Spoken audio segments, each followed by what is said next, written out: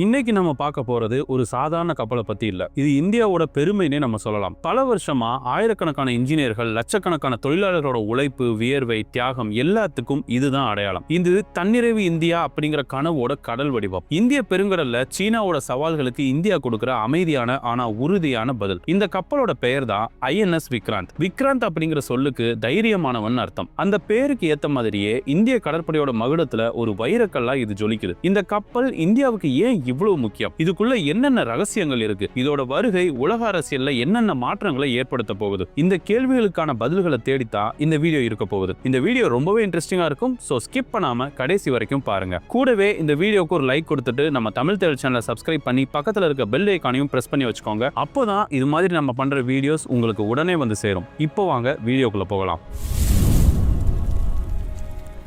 INS விக்ராந்தை பத்தி பேசுறதுக்கு முன்னாடி நாம கொஞ்சம் வரலாற்றை புரட்டி பார்க்கணும். விக்ராந்த்ங்கிற பேரு இந்தியர்களுக்கு புதுசு இல்ல. 1961 பிரிட்டன் கிட்ட இருந்து வாங்கின HMS ஹெர்குலிஸ் கப்பல் தான் INS விக்ராந்த்ன்ற பேர்ல இந்திய கடற்படையில இணைஞ்சது. அதுதான் நம்ம நாட்டோட முதல் விமானம் தாங்கி கப்பல். அந்த நேரத்துல அது இந்திய கடற்படைக்கு ஒரு பெரிய பலத்தை கொடுத்துச்சு. குறிப்பா 1971 இந்தியா பாகிஸ்தான் போர்ல அந்த பழைய INS விக்ராந்தோட பங்கு ரொம்பவே முக்கியமானது. வங்காள விரிகுடாவில் நிறுத்தப்பட்ட அந்த கப்பல் கிழக்கு பாகிஸ்தானுக்கு கடல் வழியா எந்த உதவியும் போகாதபடி ஒரு இரும்பு கோட்டையை உருவாக்குச்சு. அதோட விமான தளத்திலிருந்து கிளம்பின சீஹாக் ரக விமானங்கள் எதிரிகளோட துறைமுகங்கள், கப்பல்கள் மேல தொடர்ந்து தாக்குதல் நடந்துச்சு. அந்த போர்ல இந்தியா ஜெயிக்க விக்ராந்தோட பங்களிப்பு ரொம்பவே பெருசு. பல வருஷ சேவைக்கு பிறகு 1997 அந்த பெருமையான கப்பல் ஓய்வு பெற்றது. கொஞ்ச காலம் மியூசியமா இருந்து கடைசியில 2014 உடைக்கப்பட்டுச்சு. ஒரு சகாப்தமும் முடிவுக்கு வந்தது. அந்த பழைய விக்ராந்தோட வீரத்தை நினைவுபடுத்துற மாதிரி தான் இன்னைக்கு நாம பாக்குற முழுக்க உள்நாட்டிலே தயாரான இந்த பிரம்மாண்டத்துக்கு விக்ராந்த்னு பேர் வச்சிருக்காங்க. இது வெறும் பெயர்ல இருக்கிற ஒற்றுமை மட்டும் இல்ல, இது ஒரு பாரம்பரியத்தோட தொடர்ச்சி, ஒரு சகாப்தத்தோட மறுபிறவின்னு நம்ம சொல்லலாம். ஒரு விமானம் தாங்கி கப்பலை நம்ம நாட்டிலே கட்டணுங்கிற கனவு இந்தியாவுக்கு பல வருஷமா இருந்துச்சு. இது வெறும் ராணுவ தேவை மட்டும் இல்ல, ஒரு நாட்டோட டெக்னாலஜி வளர்ச்சி, தற்சார்போட உச்சக்கட்ட அடையாளம். அமெரிக்கா, ரஷ்யா, பிரிட்டன், பிரான்ஸ், சீனா மாதிரி ஒரு சில நாடுகளால மட்டும்தான் விமானம் தாங்கி கப்பல்களை வடிவமைச்சு சொந்தமா கட்ட முடியும். அந்த எலைட் கிளப்ல இந்தியாவும் சேரணுங்கிற லட்சியத்தோட 1999 உள்நாட்டு விமானம் தாங்கி கப்பலுக்கான டிசைன் வேலைகள் ஆரம்பிச்சது. 2009 பிப்ரவரி 28 இந்த கப்பலோட முதல் பாகம், அதாவது அடித்தளம் அமைக்கப்பட்டுச்சு. அந்த நாள் தான் இந்தியாவோட கப்பல் கட்டும் வரலாற்றுல ஒரு புது அத்தியாயம் தொடங்குச்சு. இந்த கப்பல் மாடுலர் கன்ஸ்ட்ரக்ஷன்ங்கிற நவீன முறையில கட்டப்பட்டது. அதாவது கப்பலோட வெவ்வேறு பகுதிகளை தனித்தனியா உருவாக்கி அப்புறமா பெரிய கிரேன்கள் மூலமா ஒன்னா சேர்த்தாங்க. இந்த பயணம் சுலபமா இல்ல. ஒரு விமானம் தாங்கி கப்பலை கட்ட தேவையான மிக முக்கியமான பொருள் உயர் வலிமை கொண்ட ஸ்பெஷல் ஸ்டீல். ஆரம்பத்துல இது ரஷ்யா கிட்ட இருந்து வாங்கலாம்னு திட்டம் இருந்துச்சு. ஆனா அதுல தாமதம் ஏற்பட இந்தியாவே அதை உருவாக்க களமிறங்கினாங்க. நம்ம பொதுத்துறை நிறுவனமான செயல் நம்ம DRDO கூட சேர்ந்து இதுக்கு தேவையான வலிமையான ஸ்டீலை உள்நாட்டை தயாரிச்சு ஒரு பெரிய சாதனையை செஞ்சாங்க. இன்னைக்கு விக்ராந்தோட உடம்புல இருக்கிற 76% பாகங்கள் இந்திய தயாரிப்புங்கிறது நம்ம பெருமைப்பட வேண்டிய விஷயம். கியர் பாக்ஸ் வரதுல தாமதம், டெக்னிக்கல் சிக்கல்கள்னு பல சவால்களை இந்த திட்டம் சந்திச்சது. ஆனா இந்திய இன்ஜினியர்களோட விடாமுயற்சியால எல்லா தடைகளையும் தாண்டி கடைசியா செப்டம்பர் 2, 2022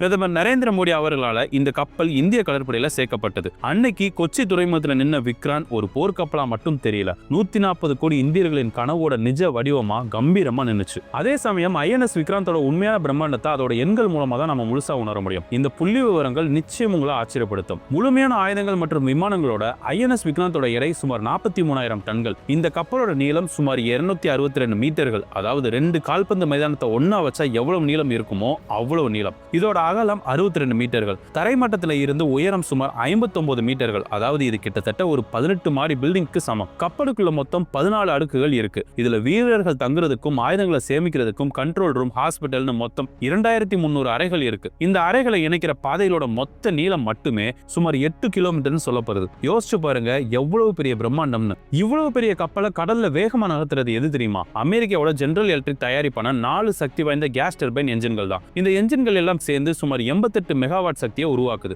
இவ்வளவு பெரிய உருவம் இருந்தாலும் வேகத்துல இது சலச்சதில்ல. இதோட அதிகபட்ச வேகம் மணிக்கு 28 நாட்ஸ், அதாவது சுமார் 52 கிலோமீட்டர் வேகம். ஒரு தடவை எரிபொருள் நிரப்பிட்டா சுமார் 7500 கடல் மைல்கள், அதாவது சுமார் 14,000 கிலோமீட்டர் வரைக்கும் இந்த கப்பலால் நிக்காம பயணிக்க முடியும். இந்த எண்கள் வெறும் புள்ளி விவரங்கள் இல்ல, இது ஒவ்வொன்றும் இந்த பிரம்மாண்டமான கப்பலை இயக்குறதுக்கு தேவையான பிரம்மாண்டமான இன்ஜினியரிங் திறமைக்கு ஒரு சாட்சி. விமானம் தாங்கி கப்பலோட உண்மையான பலம் அது சுமந்துட்டு போற விமானங்கள்ல தான் இருக்கு. INS விக்ராந்த்ங்கிறது கடலுக்கு நடுவுல இயங்குற ஒரு அதிநவீன ஏர்போர்ட்னே நம்ம சொல்லலாம். INS விக்ராந்த் ஸ்டோபர் அப்படிங்கிற டெக்னாலஜியை பயன்படுத்துது. போர் விமானங்கள் பறக்கிறதுக்காக கப்பலோட முன்பகுதியில ஒரு சறுக்கு மேடை மாதிரி ஸ்கை ஜம்ப் அமைப்பு இருக்கு. விமானங்கள் இது மேல வேகமா ஓடி கடைசியில மேல் நோக்கி தள்ளப்பட்டு வானத்துல பறக்குது. தரை தரையிறங்கும் போது அதிவேகத்துல வர விமானத்தை தளத்துல இருக்கிற வலிமையான எஃகு வடங்கள் பிடிச்சு நிறுத்திடும். INS விக்ராந்தால சுமார் 30 விமானங்கள் மற்றும் ஹெலிகாப்டர்களை சுமந்துட்டு போக முடியும். இந்த விமானப்படையில பல வகையான ஏர்கிராஃப்ட் இருக்கும். அதுல குறிப்பா சொல்லணும்னா MiG-29K போர் விமானங்கள். இப்போதைக்கு விக்ராந்தோட முக்கிய தாக்குதல் சக்தி இதுதான். வானத்துல மத்த விமானங்களோட சண்டை போடவும் தரை மற்றும் கடல் இலக்குகளை தாக்கவும் பயன்படுது.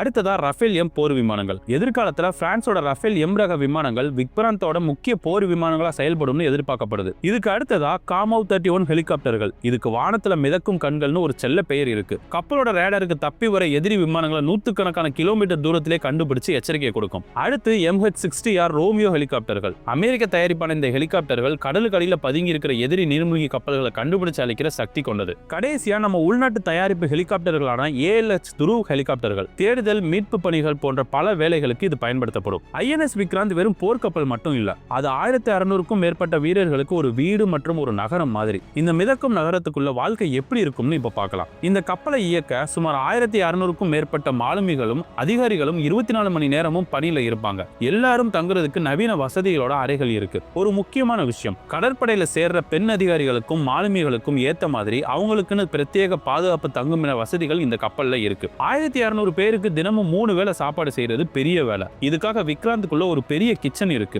இங்க இருக்கிற மிஷின்கள் 1 மணி நேரத்துல ஆயிரக்கணக்கான சப்பாத்திகளை போடும். சுருக்கமா சொன்னா இது ஒரு கிச்சன் அப்படிங்கறத விட ஒரு ஃபுட் ஃபேக்டரினே நம்ம சொல்லலாம். சரி, கடலுக்கு நடுவுல மெடிக்கல் எமர்ஜென்சினா என்ன பண்றது? அதுக்கும் விக்ராந்த்ல தீர்வு இருக்கு. கப்பலுக்குள்ளேயே ஒரு முழுமையான ஹைடெக் மருத்துவமனை செயல்படுது. இதுல அறுவை சிகிச்சை அரங்கம், பல் மருத்துவ பிரிவு, லேப், எக்ஸ்ரே, ICUன்னு ஒரு பெரிய மருத்துவமனையில இருக்கிற எல்லா வசதிகளும் இருக்கு. அதே மாதிரி இந்த கப்பல் பல தேவைகளுக்கு தன்னைத்தானே சார்ந்திருக்கு. கடல் நீரை குடிநீராக்கிற ஆலைகள் மூலமா தினமும் லட்சக்கணக்கான லிட்டர் நல்ல தண்ணீர் இங்கேயே உற்பத்தி செய்யப்படுது. கழிவுநீர் சுத்திகரிப்பு ஆலைகள் மூலமா கடல் மாசும் தடுக்கப்படுது. மொத்தத்துல ஒரு நகரத்துக்கு தேவையான அடிப்படை வசதிகள் எல்லாமே இந்த பிரம்மாண்டமான கப்பலுக்குள்ள இருக்கு. சரி, இவ்வளவு பிரம்மாண்டம் ஒரே இடத்துல இருக்குன்னா கண்டிப்பா ஒரு விமானம் தாங்கி கப்பல் தான் எதிரிகளுக்கு முதல் டார்கெட். அதனால தன்னைத்தானே பாதுகாத்துக்கிற திறன் அதுக்கு ரொம்ப முக்கியம். INS விக்ராந்த் தன்னை நோக்கி வர எந்த ஆபத்தையும் சமாளிக்க பல அடுக்கு பாதுகாப்பு வளையத்தோட ஒரு மிதக்கும் கோட்டை மாதிரி வடிவமைக்கப்பட்டிருக்கு. விக்ராந்தோட முக்கிய கண்காணிப்பு கோபுரம் அதுல பொருத்தி இருக்கிற சக்தி வாய்ந்த ரேடார்கள் தான். இந்த ரேடார் ஒரே நேரத்துல பல 100 கிலோமீட்டர் தூரத்துல வர விமானங்கள், ஏவுகணைகள்னு பல இலக்குகளை கண்காணிக்கும். இது கூடவே நீண்ட தூர வான் கண்காணிப்புக்கான மற்ற ரேடார்களும் இருக்கு.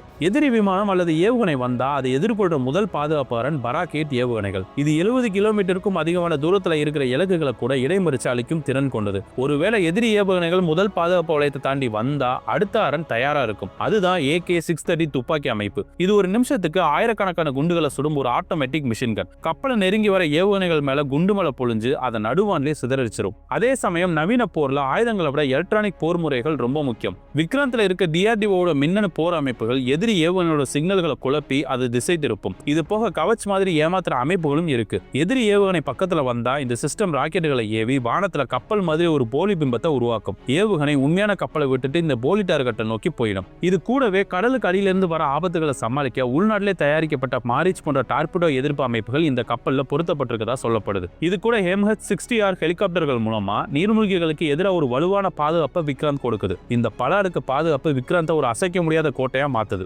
INS விக்ராந்த் வெறும் ஒரு போர்க்கப்பல் மட்டும் இல்ல, அது இந்திய வெளியுறவு கொள்கையோட ஒரு சக்தி வாய்ந்த கருவி. உலக அரங்கில இந்தியாவோட நிலையை மாற்றி அமைக்கிற ஒரு கேம் சேஞ்சர்னு நம்ம சொல்லலாம். INS விக்ராந்த் வருகையால இந்திய கடற்படையா ப்ளூ வாட்டர் நேவின்னு சொல்றாங்க. ப்ளூ வாட்டர் நேவினா தன் நாட்டோட எல்லையை தாண்டி உலகத்தோட எந்த கடலையும் நீண்ட நாள் தங்கி தன் நாட்டு வலிமையை காட்டக்கூடிய கடற்படை. INS விக்ராந்தோட வருகை இந்தியா ஒரு உண்மையான ப்ளூ வாட்டர் நேவியா உறுதிப்படுத்தியிருக்கு. இதனால உலகெங்கும் இருக்கிற நம்ம வர்த்தக பாதைகளை பாதுகாக்கவும் வெளிநாடுகளில் இருக்கிற நம்ம மக்களுக்கு ஆபத்து நேரத்தில் உதவும் இந்தியாவால முடியும். இந்திய பெருங்கடல் உலகத்தோட மிக முக்கியமான வர்த்தக பாதை. சமீப காலமா சீன கடற்படை இந்திய பெருங்கடல தன்னோட இருப்பை அதிகரிச்சுட்டு வருது. பாகிஸ்தான், இலங்கை போன்ற நாடுகளில் துறைமுகங்களை அமைச்சு இந்தியாவை சுத்தி ஸ்ட்ரிங் ஆஃப் ஃபியர்ஸ் அப்படிங்கிற ஒரு வியூகத்தை சைனா உருவாக்குறதா பாதுகாப்பு வல்லுநர்கள் சொல்றாங்க. இந்த சூழல்ல தான் விக்ராந்தோட முக்கியத்துவம் அதிகமாகுது. INS விக்ரமாதித்யாவோட சேர்ந்து இப்போ இந்தியா கிட்ட 2 விமானம் தாங்கி கப்பல்கள் இருக்கு. இதனால இந்தியா தனது கிழக்கு மற்றும் மேற்கு கடற்கரைகள் ரெண்டுலயுமே ஒரே நேரத்துல ஒரு விமானம் தாங்கி கப்பல் குழுவை நிறுத்த முடியும். இதுவே எதிரிகளுக்கு ஒரு மறைமுக எச்சரிக்கை தான். இந்த ஒரு விமானம் தாங்கி கப்பல் ஒரு நாட்டோட ராணுவ சக்தியை ஆயிரக்கணக்கான கிலோமீட்டர் தாண்டி கொண்டு போய் நிலைநாட்டும். விக்ராந்தோட விமானப்படை தேவைப்பட்ட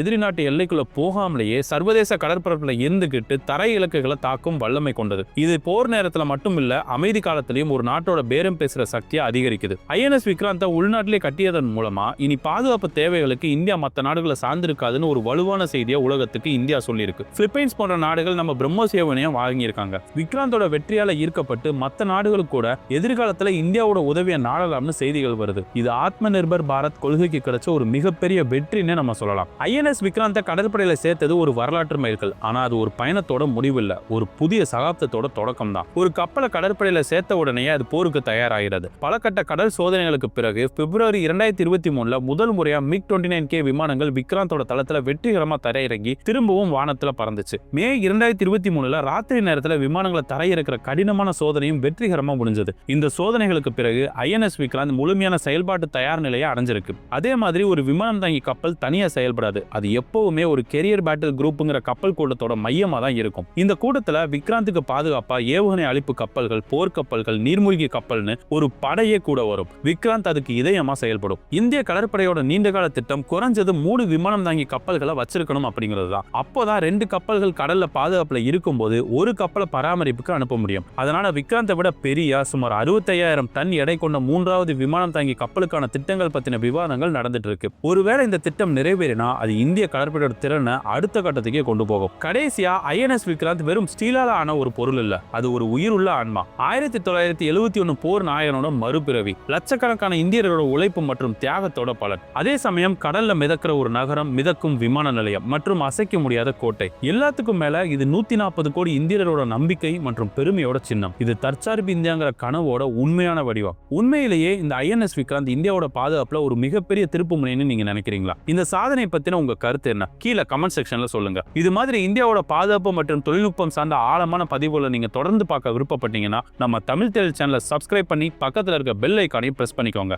இந்த வீடியோ உங்களுக்கு பிடிச்சிருந்தா லைக் பண்ணி உங்க நண்பர்களுக்கும் ஷேர் பண்ணுங்க. இதே மாதிரியான இன்னொரு சுவாரஸ்யமான பதிவுல உங்களை நான் சந்திக்கிறேன். அதுவரை நன்றி, வணக்கம், ஜெய் ஹிந்த்.